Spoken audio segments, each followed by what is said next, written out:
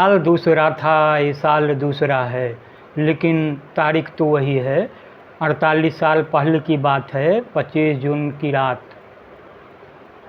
यानी 1975 की 25 जून की रात को देश पर आपातकाल थोपा गया था। सत्ता की ताकत का दुरुपयोग कैसे किया जाता है, इसका उदाहरण कांग्रेस सरकार द्वारा 1975 में देश पर तानाशाही पूर्वक लगाया गया आपातकाल है, जिसमें अभिव्यक्ति की आज़ादी का अधिकार ही समाप्त कर दिया था। इसे एक प्रकार से देश की आज़ादी को छीनने का दुस्साहसिक प्रयास भी माना जा सकता है, क्योंकि इंदिरा शासन द्वारा देश पर थोपे गए आपातकाल में सरकार के विरोध में आवाज़ उठाने को पूरी तरह से प्रतिबंधित कर दिया गया था।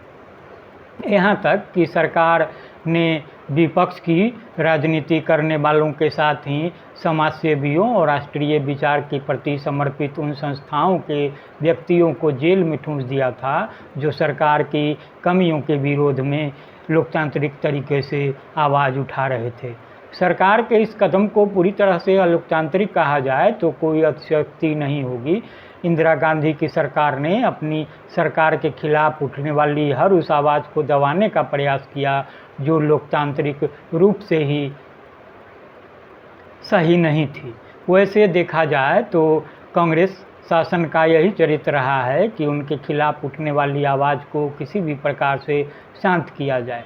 आज भी कांग्रेस ठीक उसी पद्धति पर काम करती हुई दिखाई दे रही है। कांग्रेस में लोकतांत्रिक सिद्धांतों की बलि दी जा रही है। इसे कांग्रेस का स्वभाव ही माना जा सकता है कि जिसने देश को मजबूत होने दिया। इसके विपरीत देश के विरोध में उठने वाली आवाज़ को बिना सोचे समझे अभिव्यक्ति की आज़ादी कहकर समर्थन किया। सीधे शब्दों में निरूपित किया जाए तो वही कहा जा सकता है कि कांग्रेस को अपने विरोध में कही गई कोई बात जरा भी पसंद नहीं है।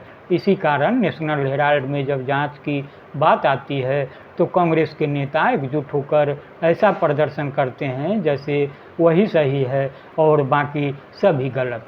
कांग्रेस पार्टी ने एक नहीं कई बार अभिव्यक्ति की स्वतंत्रता के नाम पर राष्ट्र विरोधी ताकतों को प्रत्यक्ष और अप्रत्यक्ष रूप से समर्थन देने का काम किया है, लेकिन जो कांग्रेस गाहे बगाहे अभिव्यक्ति की स्वतंत्रता की वकालत करती रही है, उसने ही 25 और 26 जून 1975 की रात को आपातकाल लगाने के बाद अभिव्यक्ति की स्वतंत्रता का गला पूरी तरह घोंट दिया था। तो अभिव्यक्ति की स्वतंत्रता पर किस प्रकार कुठाराघात किया जाता है, इस तथ्य को जानने के लिए कांग्रेस के नेताओं को आपातकाल के काले अध्याय का अध्ययन करना चाहिए।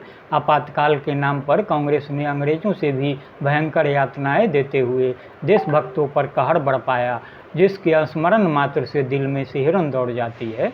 जिन लोगों ने इस काली रात का साक्षात्कार किया, उनके अनुभव सुनने मात्र से ही लगता है कि इन्होंने आपातकाल को किस तक कदर भोगा होगा। आपातकाल लगाने के पीछे कारणों पर दृष्टिपात किया जाए तो यही तथ्य है कि आवाज़ को मुखर नहीं सामने आते हैं कि उस समय की प्रधानमंत्री इंदिरा गांधी पूरी तरह से तानाशाह शासक की भूमिका में दिखाई दी। उन्होंने इलाहाबाद उच्च न्यायालय के आदेश को ठेंगा बताते हुए अपना प्रभुत्व स्थापित करने का प्रयास किया। यह एक सत्ता का दुरुपयोग ही था। यह निर्णय क्या था, इसकी जड़ में 1971 में हुए लोकसभा के चुनाव थे, जिसमें उन्होंने अपने मुख्य प्रतिद्वंदी राजनारायण को पराजित किया था। लेकिन चुनाव परिणाम आने के 4 साल बाद राजनारायण ने इलाहाबाद उच्च न्यायालय में चुनाव परिणाम को चुनौती दी।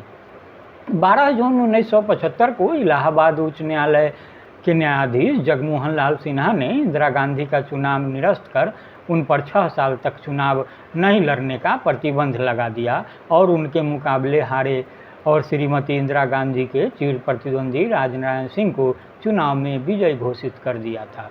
राजनारायण सिंह की दलील थी कि इंदिरा गांधी ने चुनाव में सरकारी मशीनरी का दुरुपयोग किया, तय सीमा से अधिक पैसा खर्चा किया और मतदाताओं को प्रभावित करने के लिए गलत तरीकों का इस्तेमाल किया।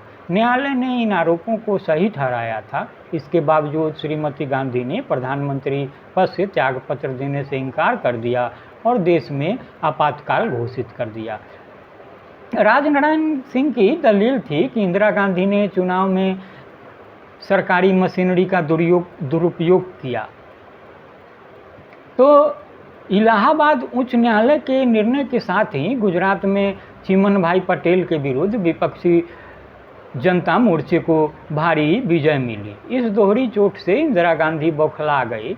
इंदिरा गांधी ने न्यायालय के इस निर्णय को मानने से इनकार करते हुए सर्वोच्च न्यायालय में अपील करने की घोषणा की और 26 जून को आपातकाल लागू करने की घोषणा कर दी गई। इंदिरा गांधी का यह कदम न्यायालय के आदेश का अपमान करने वाला ही था।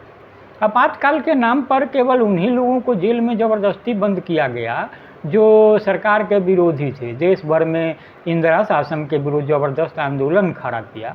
आपातकाल में शासन प्रशासन ने लोकनायक जयप्रकाश नारायण के नेतृत्व में चल रहे आंदोलन में हिस्सा लेने वाले हर उस व्यक्ति को प्रताड़ना दी जो लोकतांत्रिक तरीके से सरकार के विरोध में आवाज़ उठा रहे थे। विपक्षी राजनेताओं ने देश में केंद्र सरकार के विरोध में ऐसा वातावरण बनाया कि इंदिरा गांधी को अपना सिंहासन हिलता हुआ दिखाई दिया। जॉर्ज फर्नांडिस को लोहे की जंजीरों में बांधकर यातनाएं दी गई। देश के जितने भी बड़े नेता थे सभी के सभी सलाखों के पीछे डाल दिए गए। एक तरह से जेल राजनीतिक पाठशाला बन गई। जिन लोगों ने यह दृश्य देखा उनका यही कहना था कि ऐसा दृश्य तो अंग्रेज़ों के शासनकाल में भी नहीं दिखा। कहने का आशय यही है कि इंदिरा गांधी ने देश के लोकतंत्र का पूरी तरह से अपहरण कर लिया। इस दौरान जनता के सभी मौलिक अधिकारों को स्थगित कर दिया गया था। सरकार विरोधी भाषणों और किसी प्रकार के प्रदर्शन पर पूर्ण प्रतिबंध लगा दिया गया। आपातकाल के दौरान सत्ताधारी कांग्रेस आम आदमी की आवाज़ को कुचलने की निरंकुश कोशिश की।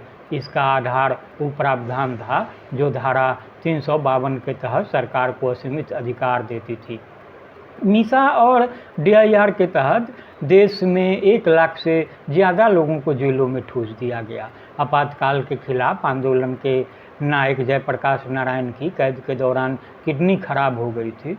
कर्नाटक की मशहूर अभिनेत्री डॉक्टर स्नेहलता रेड्डी जेल से बीमार होकर निकली। बाद में उनकी मौत हो गई। उस काले दौर में जेल यातनाओं को दहला देने वाली कहानियाँ भरी पड़ी हुई है। इसलिए आज कभी कांग्रेस लोकतंत्र बचाने की बात ऐसे करती है जैसे लोकतंत्र के मायने केवल कांग्रेस ही समझती है और कोई नहीं जानता। सत्य यह है कि आज स्वयं कांग्रेस के अंदर ही लोकतंत्र नहीं है, केवल परिवार तंत्र है। इसलिए कांग्रेस से लोकतंत्र की उम्मीद करना बेईमानी ही कही जाएगी।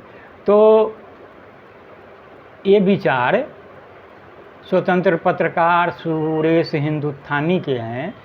उनका आलेख उत्कल मेल में शाया हुआ है जो मैंने सभार आपके लिए प्रस्तुत किया है। तो इससे पहले कि मैं आपसे विदा लूँ, मेरा आग्रह होगा कि आप इस चैनल को सब्सक्राइब करें और शेयर भी ज़रूर करें। हाँ, विचार से भी अवगत कराएंगे। तो नमस्कार।